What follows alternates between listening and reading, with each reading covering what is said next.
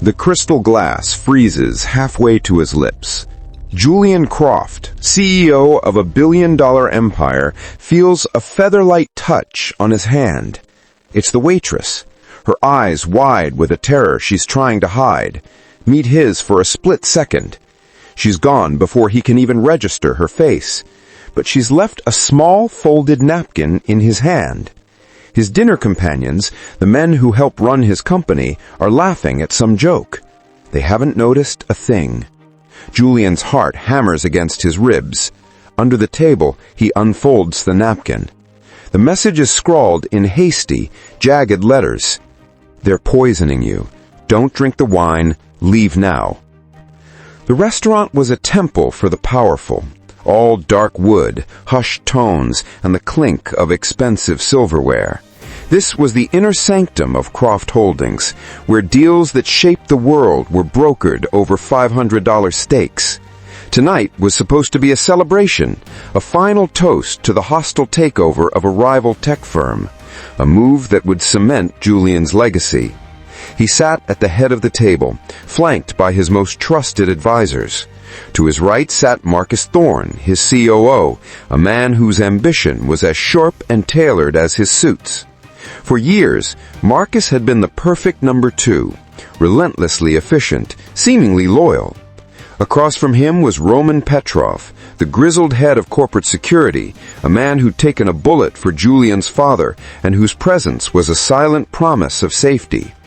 Two other board members, Grayson and Finch, filled out the table, their faces flushed with wine and success. Still, a tense undercurrent spoiled the mood. The merger had been brutal. Careers had ended, fortunes were lost, and the vultures were still circling. Julian had been getting anonymous threats for weeks, vague at first but growing intense. Roman had dismissed them as the empty anger of defeated rivals, but had doubled Julian's security anyway. The waitress, Clara, hadn't wanted to work the private room. She was a ghost in this world of titans, refilling water glasses and clearing plates, meant to be felt but not seen. But while refilling the wine, she overheard a snippet of conversation from the service corridor. Two men she didn't recognize, dressed in kitchen staff uniforms, were whispering. One mentioned Julian's name, the other muttered something about a final bonus and a tasteless, odorless drop. Cold, immediate fear seized her. She recognized the scent of a crime, not from experience, but from a raw instinct for survival. Now, that fear was a living thing inside Julian. They're poisoning you. He stared at the ruby-red wine in his glass. Just moments ago, Marcus had raised a toast. To Julian, he'd boomed, his smile wide and convincing. The man who never fails to get what he wants. Everyone had drunk, except for Julian. He had been distracted by a text and had set his glass down. A lucky break, a life-saving one. His mind raced, replaying every moment of the dinner. Who? Marcus, who stood to gain the most if Julian was gone? Roman, whose loyalty had always seemed absolute, but whose recent gambling debts were a poorly kept secret? Grayson, or Finch, whose own companies had been resentfully absorbed into the Croft empire. They were all smiling at him, waiting for him to take a sip. The smiles now looked like masks, hiding something monstrous. His world, built on control and calculated risk, was now a house of cards, and someone at his own table had just tried to blow it down. He looked up, his eyes scanning the restaurant, and saw her, the waitress. She was standing near the service station, nervously wiping down an already clean counter, her eyes darting toward him. She was his only lifeline. The air in the room grew thick. Every second that passed with the wine untouched amplified the silent question hanging over the table. He could feel their eyes on him. He was a predator in his own world, and he could smell the change in the atmosphere. They were waiting. His gaze locked onto Clara. She was just a girl, probably a student, trapped in a world she couldn't possibly understand. And yet she had risked everything to warn him. That kind of courage was rare. In a room full of men whose loyalty was now a question mark, this stranger was the only person he could trust. Julian made a decision. He let a slow, easy smile spread across his face, the one he used to disarm opponents in the boardroom. He picked up the glass, swirling the dark liquid. "You know, Marcus," he began, his voice calm and steady, "you're right. It's a night for celebration." He watched as a collective, almost invisible sigh of relief passed through his companions. Marcus's smile broadened. He raised the glass higher. "But first," he said, his eyes twinkling as if he were about to share a joke, "I believe I owe a thank you to our server, who has been absolutely impeccable tonight." He turned, his movement fluid and deliberate, toward where Clara stood frozen by the service station. He walked toward her, the glass still in his hand. The board members exchanged confused glances. This wasn't Julian Croft's usual style. He was a man of cold efficiency, not grand public gestures. Clara's heart pounded. She thought he was going to expose her, to call her out for her insane claim. Her manager was already giving her a furious look. She braced herself for the end of her job, for the humiliation. Julian stopped right in front of her. He was taller than she had realized, his presence overwhelming. He looked down at her, his expression unreadable. Then he inned in, as if to whisper a compliment. The scent of his expensive cologne filled her senses. "You have 5 seconds to walk out that door with me," he murmured, his voice a low, urgent command that cut through her fear. "Don't look back, don't ask questions, just walk." Before she could process his words, he acted.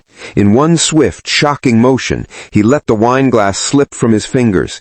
It shattered on the marble floor, the red liquid splashing across the polished tiles like blood. Gasps erupted from the table.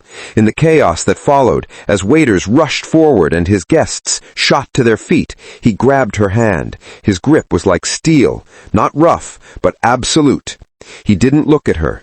His eyes were scanning the exits, his entire body wired for action. "Come with me," he said, no longer a whisper, but a firm command. He pulled her along, weaving through the startled staff and past the stunned faces of his inner circle. They didn't run. They walked, with a speed and purpose that left no questions. As they passed Marcus Thorne, whose face was a mask of disbelief and fury, Julian offered a single, chillingly calm statement. "Something's come up. We'll continue this later." They burst through the heavy oak doors into the cold night air, the chaotic sounds of the restaurant fading behind them. He didn't let go of her hand until they were hidden in the shadows of a nearby alley, his black town car idling at the curb. Only then did he turn to her, his breath misting in the air, his eyes burning with an intensity that made her forget how to breathe. "Who are you, and what did you hear?" The inside of Julian's custom Maybach was less a car and more a mobile command center. Soundproof glass silenced the city, and the plush leather felt like a different universe from the sticky floors of the restaurant. Clara sat stiffly, her server's apron bunched in her lap, her mind racing to catch up with the night's events. Julian wasn't sitting across from her, but next to her, his focus locked on his phone. His thumbs flew across the screen, firing off cryptic messages, initiating protocols she couldn't begin to fathom. "Lock down my office. Full digital quarantine. No one enters, not even Thorne," he spoke into the phone, his voice low and hard. "And get my plane ready. Destination classified. Asset protection protocol Delta." He ended the call and finally turned his full attention to her. The analytical coldness in his eyes was gone, replaced with a weary intensity. "Sorry about the theatrics back there, and for ruining your evening. You're fired, I take it." Clara found her voice, though it came out as a shaky whisper. "I think that's the least of my worries right now." "Fair point," he conceded, a flicker of a smile touching his lips before vanishing. "Let's start again. I'm Julian Croft, and you are—" "Clara. Clara Mayfeld." "Clara," he repeated as if testing the name. "Tell me exactly what you heard. Don't leave out a single word, no matter how small you think it is." She recounted the conversation from the service corridor, the mention of his name, the hushed talk of a tasteless, odorless drop, and the chilling phrase, "final bonus." As she spoke, she watched the gears turning behind his eyes. He wasn't just listening. He was analyzing, cross-referencing, building a threat matrix in his head. "The men," he interrupted. "Did you see their faces?" "No," she admitted. "They were in kitchen whites, but they weren't our regular staff. They were big, looked more like security than chefs. They had an accent. Eastern European, maybe?" Julian's jaw tightened. "Roman Petrov," he said, more to himself than to her. Roman, his head of security, was Russian. Had he outsourced the hit to his own countrymen? Or was it a plant, a red herring designed to point him in the wrong direction? In his world, betrayal was a complicated art. He fell silent, staring out at the blurred city lights as his driver sped toward an unknown destination. A new wave of fear washed over Clara. She had done the right thing, but in doing so, she had tied her fate to a man with enemies powerful enough to try and kill him in a public restaurant. "Why did you help me?" he asked suddenly, his voice softer now. "You could have ignored it, kept your job, stayed safe." Clara thought for a moment, her trembling hands dropping to her gaze. "My father was a journalist. He spent his life uncovering things people wanted hidden. He always said that seeing something wrong and doing nothing was the same as helping it happen. He got fired for it more than once. It cost him everything, but he never regretted it." She looked up, meeting his gaze. "I guess I didn't want to regret it either." For the first time, Julian saw past the waitress uniform. He saw a flicker of the same steel he saw in himself. He had built his empire on logic and paranoia, but her motives were pure, uncalculated. It was a currency he hadn't dealt with in a very long time. The car slowed, pulling into a deserted underground parking garage beneath a sleek, anonymous skyscraper. "This is one of my private properties, a sort of digital panic room. No one knows it exists but me. We'll be safe here for a few hours." As they stepped out of the car, the reality of her situation hit Clara with full force. She was in a concrete bunker with one of the most powerful and most endangered men in the country. Her old life, her classes, her tiny apartment felt a million miles away. Julian paused at the elevator. "Clara," he said, his voice serious, "they saw you leave with me. They know you warned me. From this moment on, you're a target just like me. I pulled you into this, and I will get you out, I promise. But you need to understand that the world you knew yesterday is gone." The panic room was a penthouse apartment that defied the name. It was a minimalist masterpiece of glass and steel with panoramic views of the glittering city. But its true security was invisible. The entire floor was a Faraday cage, impenetrable to electronic signals. The network was a closed loop. The only connection to the outside world was an encrypted satellite link that Julian controlled.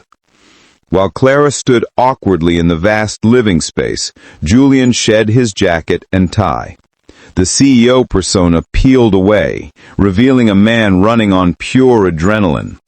He went to a large touchscreen on the wall, and with a few taps, it lit up with the faces and files of his executive board, his closest confidants.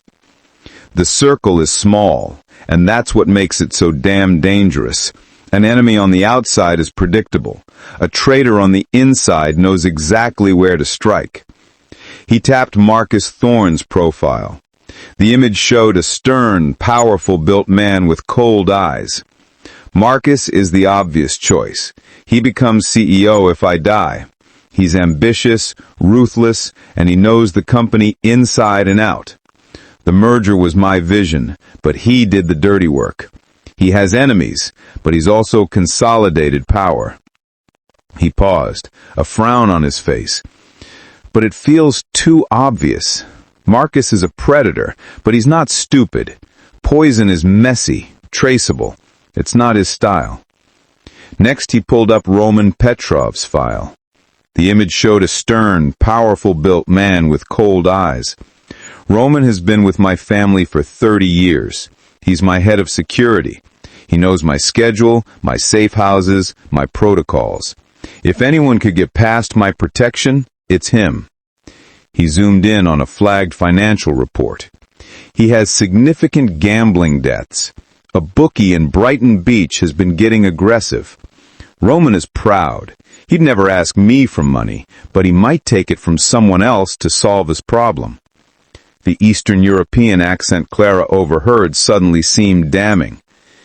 Then there are the board members, he continued, swiping to Grayson and Finch. Grayson's company was the one we just acquired. We sold it for parts.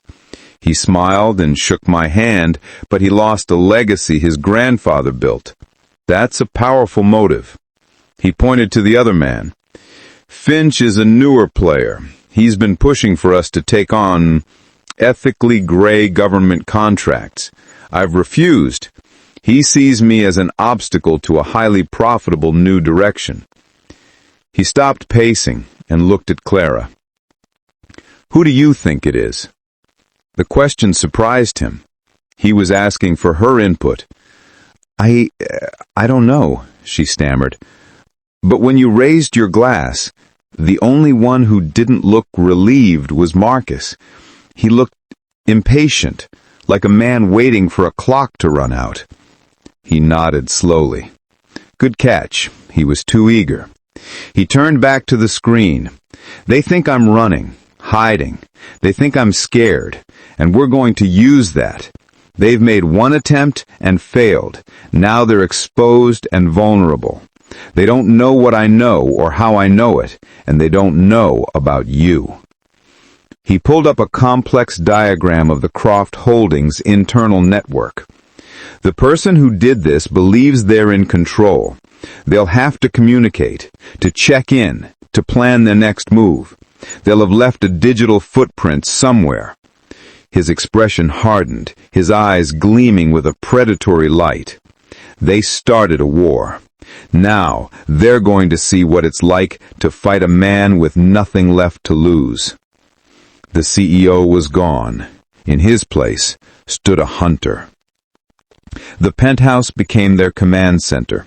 For 36 hours they barely slept, fueled by coffee and a gnawing urgency. Julian moved with a tense, focused energy, and to his surprise, Clara was a natural. Her mind was sharp and organized, and she learned the complex search protocols he taught her with astonishing speed.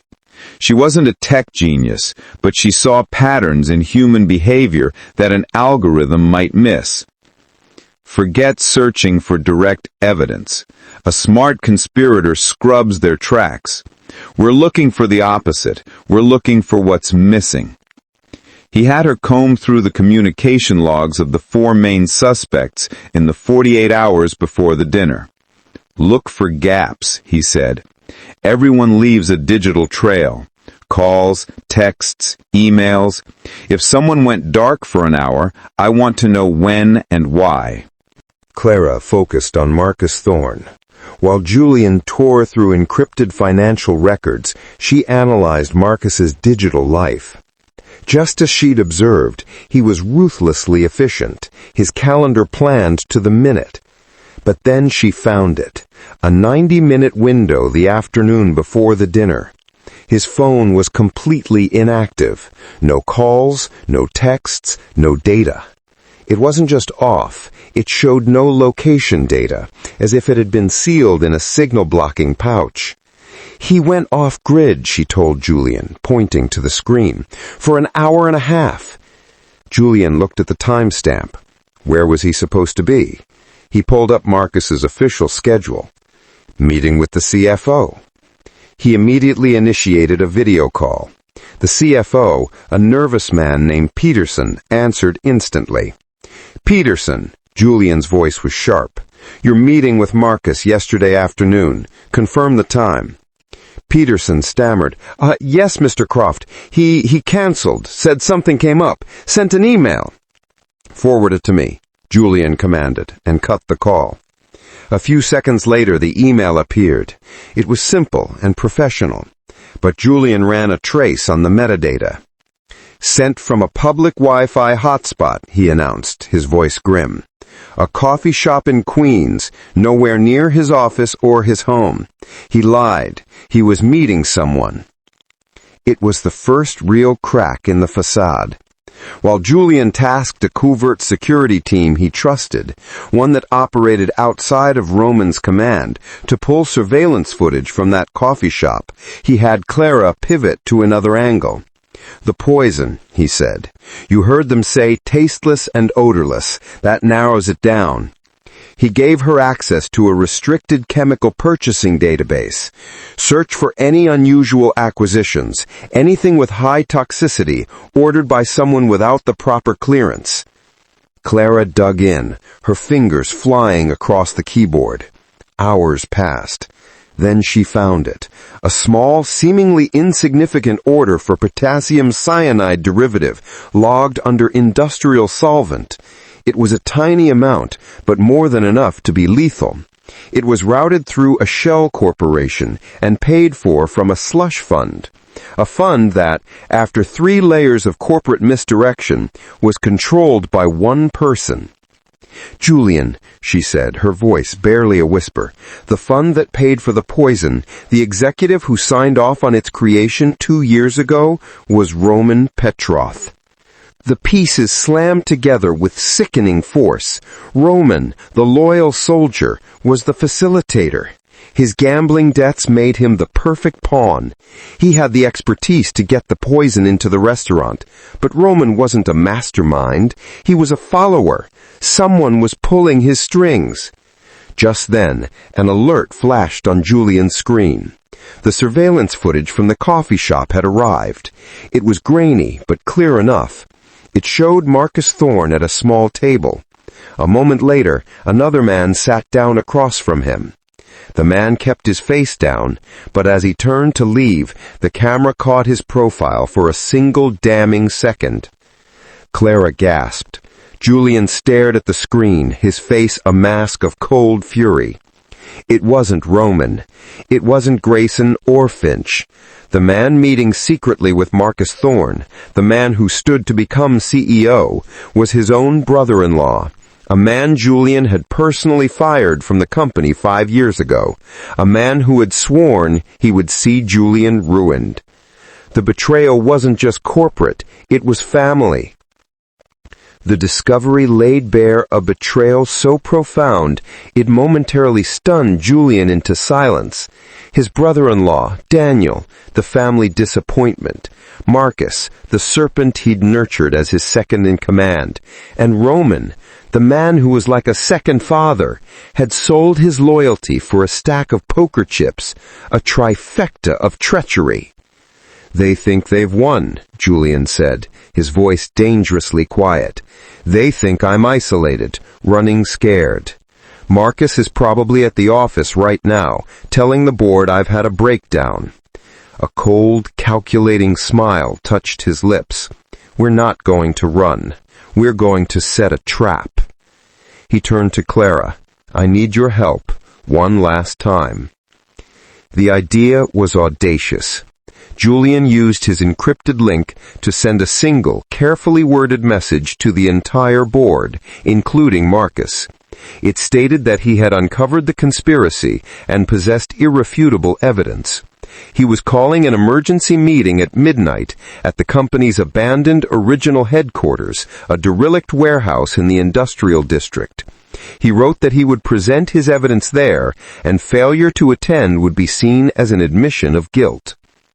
It's a bluff, Clara realized. You don't have all the evidence. Not all of it, but they don't know that. I'm forcing their hand. They can't risk me having proof, so they'll have to silence me for good tonight, and they'll have to do it themselves. As night fell, Julian's elite security team, loyal only to him, secured the warehouse, hiding like ghosts in the rafters and shadows. Julian and Clara drove there, not in the armored Maybach, but in a nondescript sedan. Inside the warehouse was a cavern of shadows and dust. A single spotlight hit a steel table in the center. Julian stood there, waiting. Clara was hidden on a catwalk above, an earpiece connecting her to Julian and his security team. Her job was to be his eyes in the sky. At midnight, the heavy doors groaned open. 3 figures stood silhouetted against the night: Marcus, Roman, and Daniel. "Julian," Marcus called out, his voice echoing. He sounded confident. "This is absurd. End this charade. We were worried about you." "Were you, Marcus? Or were you worried I survived your pathetic dinner party?" The 3 men stepped into the light. Roman looked ashamed. Daniel was vibrating with nervous rage, but Marcus was still smiling. "So, you figured it out. I'm impressed, but you've made your last mistake, coming here alone." "He's not alone," a voice called from the shadows. The security team emerged, weapons trained on the trio. Roman instinctively reached for a weapon, but froze, seeing red laser dots appear on his chest. Daniel panicked. "This was you, Marcus. It was your idea. You promised me a seat on the board." "You incompetent fool," Marcus sneered. He then looked at Julian, his eyes burning with years of resentment. "You always had it all handed to you. The name, the power. I built this empire with you, but I was always second best. It was my time to lead." "Lead?" Julian shot back, nodding at Roman. "By using a broken man and a bitter failure to murder me for a chair you were never worthy of?" The standoff was broken by Clara's voice in Julian's earpiece. "Julian, there's a 4th person, back right corner, near the loading bay. I can't see them clearly." The cleanup crew. Julian's eyes met Marcus's. "You brought your assassins, didn't you, Marcus? Very thorough." Marcus's face twisted in a snarl as he pulled a small detonator from his pocket. "This whole building is rigged. If I go down, we all go down." But Roman Petrov made his final move. With a roar of shame and fury, he lunged, not at Julian, but at Marcus. The 2 men crashed to the ground. In the confusion, Daniel made a run for it, but was tackled by Julian's team. The 2 assassins in the shadows opened fire. The warehouse erupted in a deafening storm as Julian's team returned fire. Julian took cover behind the steel table, pulling a handgun from an ankle holster. The CEO was gone, replaced by a survivor. The firefight was short and brutal. Within a minute, the assassins were neutralized, and Marcus was in custody, screaming curses as Roman lay on the ground, wounded but alive, his betrayal finding a final, violent penance. In the aftermath, the full scope of the conspiracy was laid bare.